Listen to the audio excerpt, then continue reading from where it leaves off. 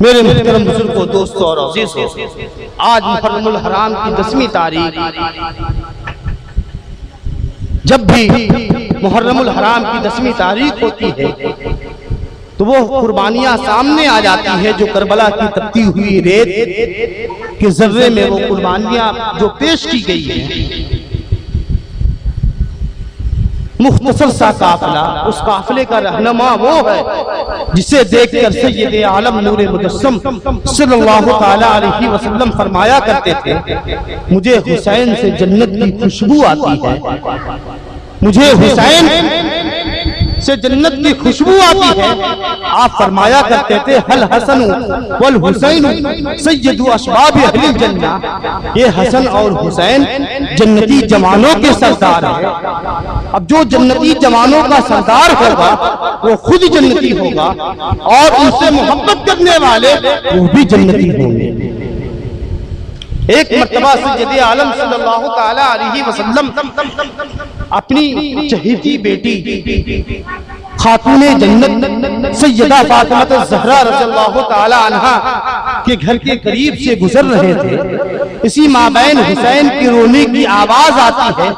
رسول کائنات بے قرار ہو جاتے ہیں، رسول کائنات بے قرار ہو کر رک جاتے ہیں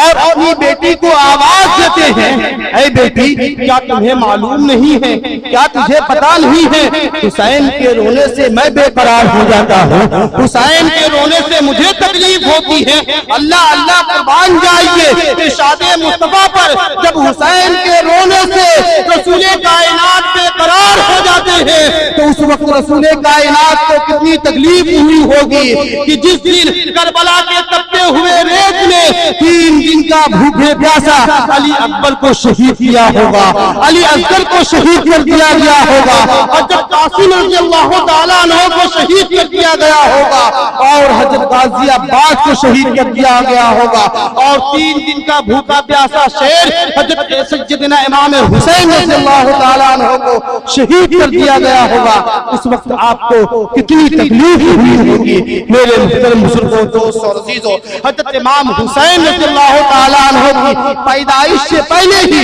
یہ خبر مشہور ہو چکی تھی کہ میرا نواسا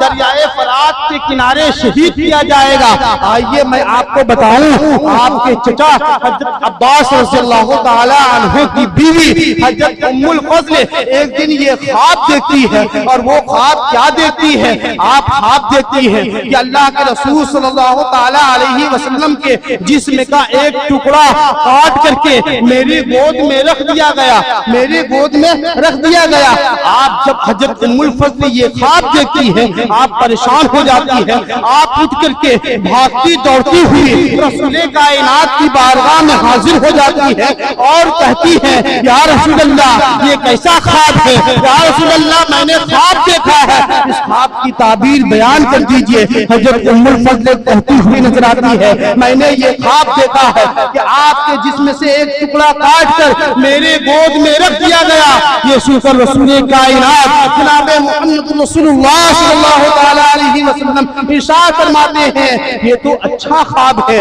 یہ تو مبارک خواب ہے، یہ تو بہت اچھا خواب ہے، مبارک خواب ہے، یعنی میری بیٹی کے گھر بیٹے کی پیدائش ہوگی، میری بیٹی کے گھر بیٹے کی پیدائش ہوگی، اور اس کے چند دنوں کے بعد حضرت امام حسین رضی اللہ تعالیٰ عنہ کی پیدائش ہوتی ہے، اور حضرت ام الفضل اس کو اپنی گود میں لیتی ہے۔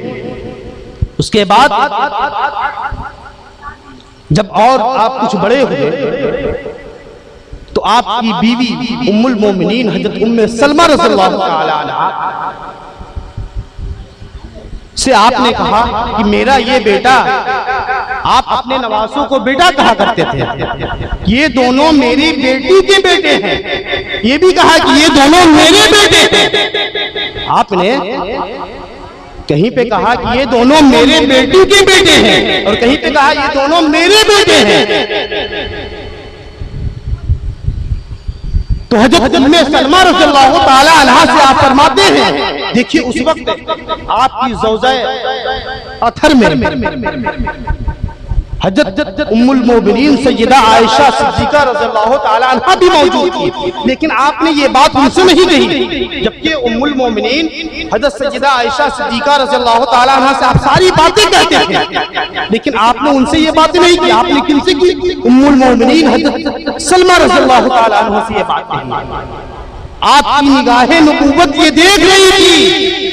آپ کی نگاہ نبوت یہ دیکھ رہی تھی۔ اسی کو تو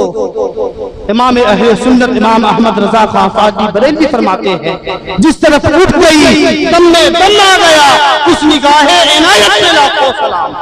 آپ کی نگاہ نبوت یہ دیکھ رہی تھی کہ جس وقت میرا یہ بیٹا دریائے فرات کے کنارے کربلا میں شہید ہوگا، اس وقت عائشہ صدیقہ موجود نہ ہوگی، اس وقت سیدہ فاطمہ بھی موجود نہ ہوگی، اس وقت علی مرتضیٰ بھی موجود نہ ہوں گے، اس وقت برادر حسن مصطفیٰ بھی موجود نہ ہوں گی۔ اسی لیے جو اس وقت موجود ہوگی آپ ان سے یہ بات کہہ رہے ہیں۔ آپ حضرت ام سلمہ رضی اللہ تعالی عنہ سے فرماتے ہیں کہ دیکھو میرا یہ بیٹا دریائے فرات کے کنارے ایک دن شہید کر دیا جائے گا، لوگ اسے بے رحمی سے قتل کر دیں گے، اسے شہید کر دیں گے، اور ابھی جبرائیل آ کے مجھے یہ خبر سنا چکے ہیں، یہ